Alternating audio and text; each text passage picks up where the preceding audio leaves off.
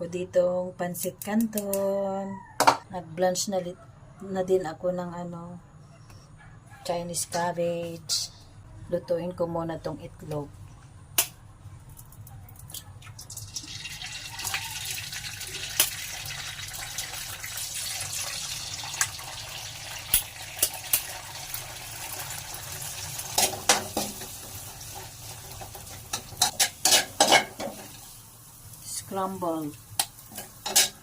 Scrambled egg.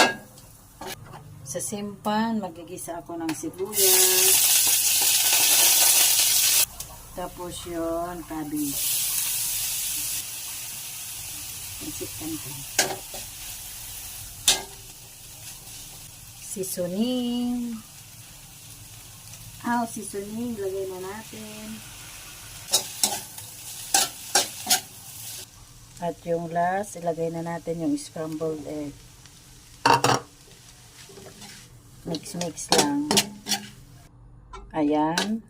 Level up na yung pansit canton natin. With gulay, tapos scrambled egg. Kaunakit mga sangkay, mga nang kakabsat. Yummy!